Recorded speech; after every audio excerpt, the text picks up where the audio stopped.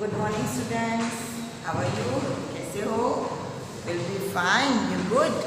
Yes, very good. All students you are happy? Yes, okay, very nice. चलो हम सब लोग आज पहले फर्स्ट लेक्चर में हमने सीखा था स्टैंडर्ड नंबर 5 के अंदर पार्ट मिट्टू, राइट. आज हम सीखेंगे दूसरा वर्ड. ये कहानी है मिट्टू. ओके, तो let's me start. And text books you're open. Yeah, page number 7. This is your page.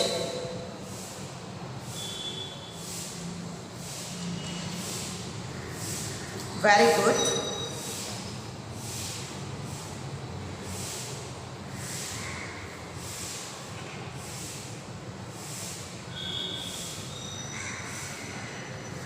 Okay, अब आप स्टार्ट करेंगे. हम सब लोग स्टार्ट करेंगे. बच्चा लोग अपनी अपनी बुक किताब में ध्यान दीजिए. काव्य कहानी 2 मिट्टू. बंदरों के तमाशे तो अपने देखे होंगे. आप लोगों ने बंदरों के तमाशे यानी कि उनकी मस्ती देखी होगी. मदारी के इशारों पर बंदर कैसी कैसी नकलें करते हैं, उसकी शरारतें भी अपने की देखी होगी. यानी कि हम देखते हैं कि मदारी जो होते हैं वो अपने इशारों पर बंदरों को कैसे नचाते हैं, कैसे फ़नी वीडियोस मतलब मोमेंट दिखाते हैं, वो हमने नकल उनकी देखी है.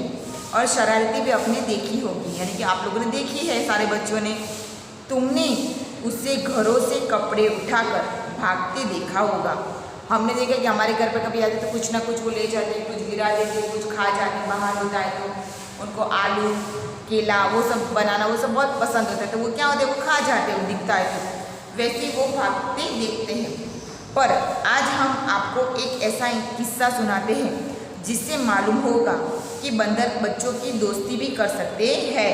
यानी कि आज हम ऐसी कहानी सुनने वाले हैं जिसके अंदर जो बंदर होता है वो मस्तीखोर तो होता ही है, शरारत होता है, पर वो कैसे एक बच्चे से दोस्ती कर लेता है.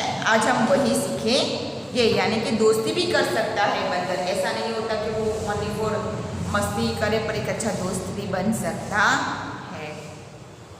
कुछ दिन हुए, लखनऊ में एक सर्कस कंपनी आई थी. यानी कि लखनऊ शहर है, उसके अंदर कुछ दिन में एक सर्कस कंपनी आई थी, यानी कि सर्कस हुआ था. उसके पास शेर, भालू, चीता और कई तरह के और भी जानवर थे. क्या बोले वहाँ पर? शेर, भालू, चीता और बाकी और भी एक ऐसे जानवर थे. इनके अलावा एक बंदर भी था. इसके अलावा एक बंदर भी उसके साथ था. उसका नाम मिट्टू था. उसका नाम क्या था? मिट्टू था. बहुत प्यारा सा नाम है उसका. बच्चों के झुंड रोज इन जानवरों को देखने आ करते थे. झुंड यानी कि बच्चे ग्रुप में अपने साथ, दोस्तों के साथ, पेरेंट्स के साथ वो देखने आते थे. क्या देखने? जानवरों को देखने आते थे. मिट्टू ही उन्हें सबसे अच्छा लगता था. सबको कौन सा जानवर अच्छा लगता था? मिट्टू यानी कि वो बंदर सबको अच्छा यानी कि प्यारा लगता था.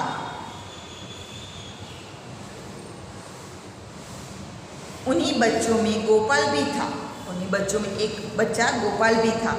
वह रोज आता और मिट्टू के पास घंटों चुपचाप बैठा रहता. वो गोपाल रोज आता और मिट्टू के पास क्या करता? रोज बैठा रहता है, चुपचाप बैठा. उसे शेर, भालू, चीते आदि से कोई प्रेम नहीं था.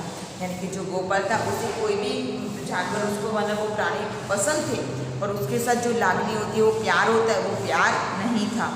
वह मिट्टू के लिए घर से चने, मटर एवं केले भी लाता और खिलाता. यानी कि वो गोपाल था, वो अपने घर से चने लाता था, मटर और केले वो सब लाता भी था और उसको खिलाता भी था. मिट्टू भी उससे इतना घुल मिल गया था कि बगैर उसके खिलाए कुछ न खाता. वो मिट्टू था, वो उसके लिए इतना घुल मिल गया था, इतना मस्त, एक दूसरे के अच्छे दोस्त बन गए थे कि जब तक वो गोपाल उसके लिए कुछ न लाता तब तक वो कुछ नहीं खाता था.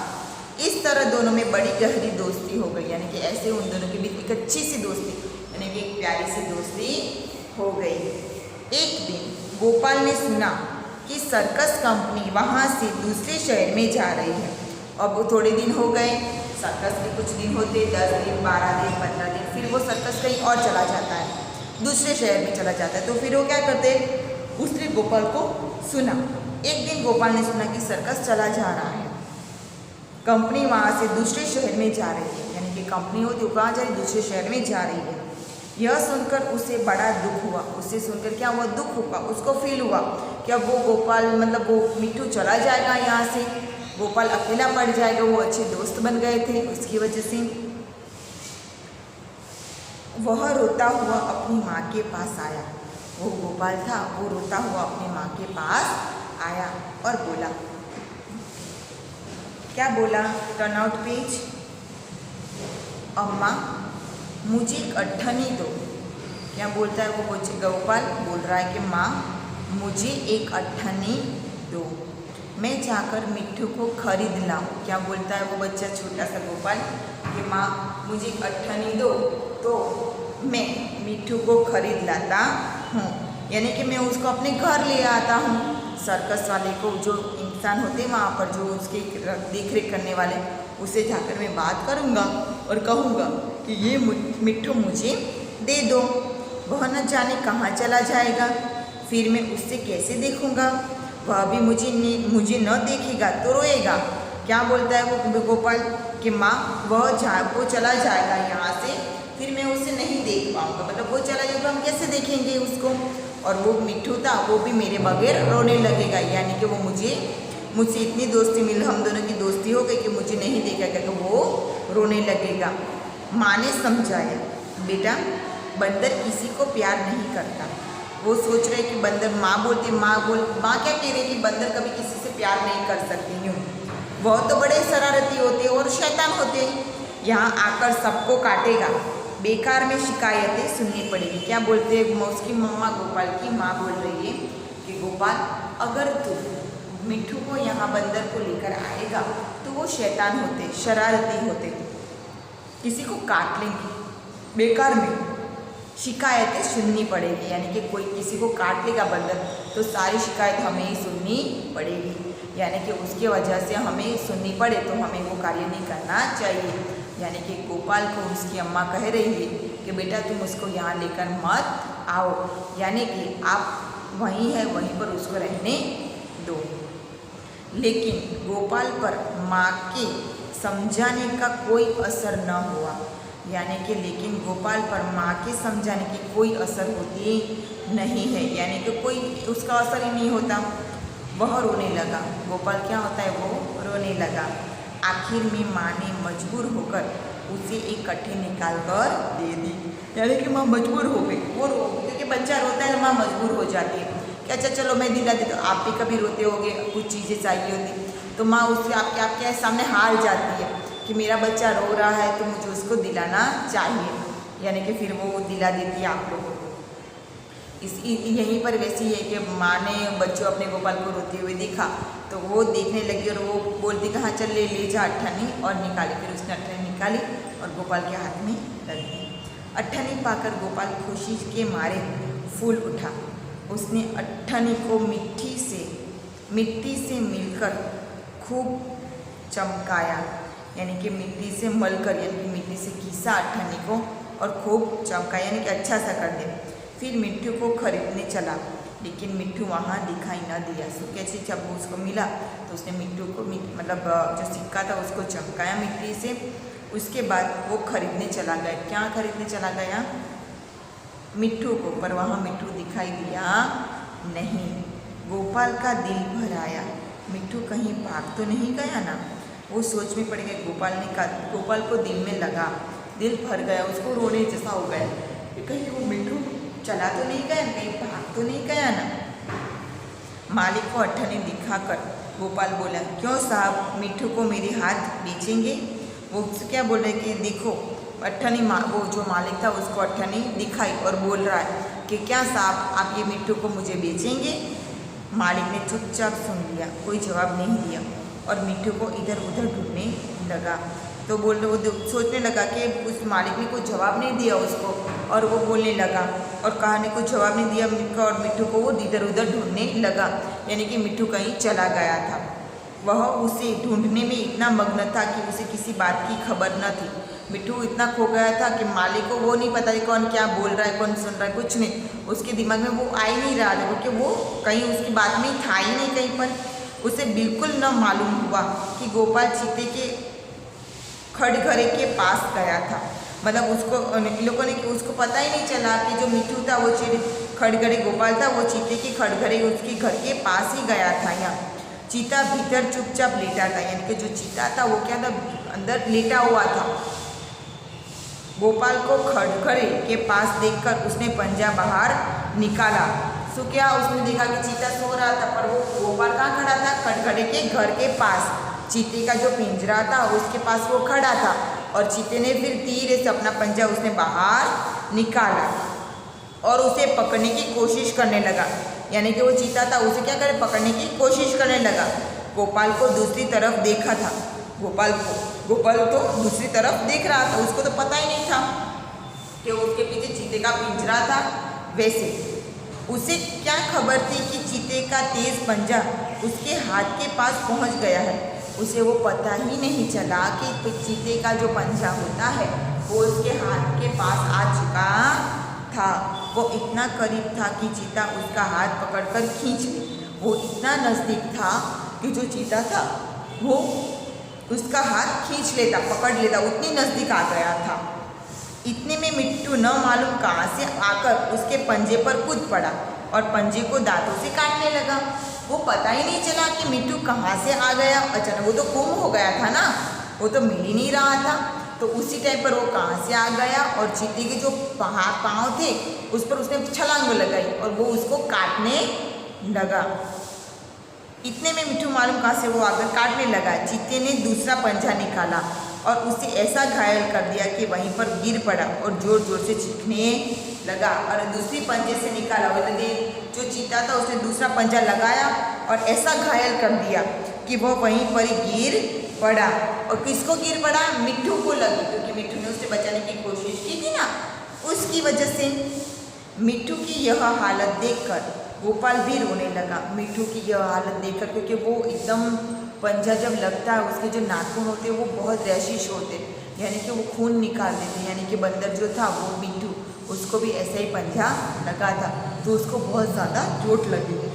मिट्टू की यह हालत देखकर गोपाल भी रोने लगा, यानी कि गोपाल भी उसको रोने लगा कि मिट्टू की ऐसी हालत उसकी वजह से हुई थी, इसकी वजह से। और तो दोनों का रोना सुनकर लोग दौड़े, यानी कि वो गोपाल भी रोने लगा और मिट्टू भी रोने लगा, क्योंकि मिट्टू को चोट लगी थी ना बच्चा लोग। और गोपाल इसलिए रो रहा था क्योंकि मिट्टू को लगी थी, राइट। मिट्टू को इतनी ज़्यादा ज़ोर से लगी थी हाथ पाँव पर कि गोपाल भी उसको देखकर रोने लगा था। मिट्टू का घाव तुरंत धोया और देखा कि मिट्टू बेहोश पड़ा है और गोपाल रो रहा है, यानी कि वो मिट्टू था, उसको इतनी चोट लगी कि वो बेहोश हो गया था। और फिर वो देखा कि वो उसके घाव, मतलब गोपाल भी वो रोने लगा साथ में। मिट्टू का घाव तुरंत धोया गया और मरहम लगाया गया, यानी कि मिट्टू का जो घाव था वो क्या हो गया, उसको घाव को धोया पानी से, उसको अच्छा किया, फिर उस पर मलहम लगाया। थोड़ी देर में उसे होश आ गया। वह गोपाल की ओर प्यार भरी आंखों से देखने लगा, यानी कि वो मलहम लगाया, फिर थोड़ी देर में वो होश में आ गया और उसने देखा कि उसके पास गोपाल था। जैसे वह कह रहा हो कि अब क्यों रो रहे हो, मैं अच्छा हो गया हूँ ना। वो मतलब वो बंदर था, मिट्टू को गोपाल को देखकर वो देख रहा था और उसे कह रहा था कि अब तुम क्यों रो रहे हो गोपाल, मैं ठीक हो गया हूँ, मैं अच्छा हूँ अब। वैसा वो, क्योंकि बंदर बोल नहीं सकते पर उनकी भाषा हमें समझ में भी नहीं आती, पर जिनकी दोस्ती हो जाती है उनको वो भाषा पता चल जाती है। कई दिन मिट्टू की मरहम पट्टी हुई रही और आखिर वह बिल्कुल ठीक हो गया। मतलब कुछ दिन कर वो मरहम पट्टी चली, उसको दवाई लगाना, घाव लगाना, बैंडेज लगाना, वो सब चलता रहा और धीरे धीरे वो ठीक हो गया। गोपाल अब रोज़ आता और उसे रोटियाँ खिलाता, फिर गोपाल रोज़ आता और उसको रोटी खिलाता रहता। आखिर कंपनी के चलने का दिन आ गया, यानी आखिर वो दिन आ ही गया जब वो कंपनी जाने वाली थी, मतलब वो दूसरे शहर में जाने वाला था। गोपाल बहुत उदास था। गोपाल क्या था, वो उदास हो गया कि अब वो मिट्टू चला जाएगा। वह मिट्टू के कटघरे के पास आंसू भरी आंखों से देख रहा था कि मालिक ने आकर कहा। तो देख वो गोपाल था, मिट्टू के आसपास कटघरे पर देख रहा, उसके साथ आंसू भरी नजरों से देख रहा था और वो सोच रहा था कि आज वो मिट्टू चला जाएगा। अगर तुम्हें मिट्टू मिल जाए तो क्या करोगे?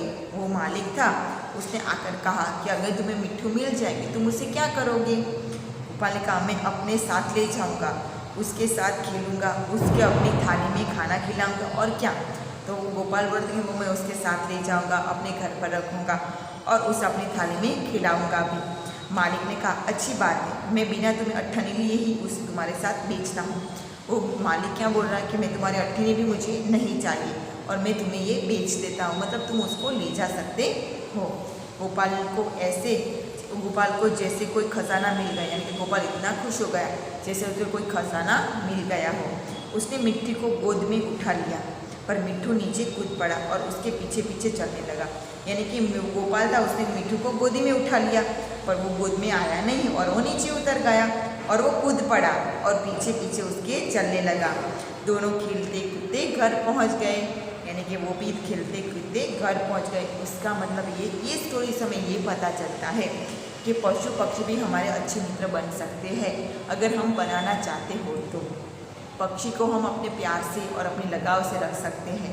अगर हम उनको प्रेम दे सकते हैं वो हमें प्रेम और दया भी दे सकते हैं।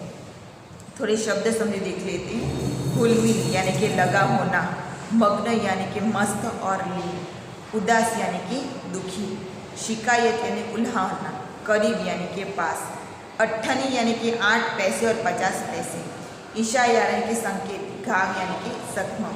ये पाठ यहाँ पर हमारा ख़त्म होता है। नेक्स्ट चैप्टर में हम आगे कुछ सीखेंगे। तब तक के लिए अपना ख्याल रखना। Goodbye, take care.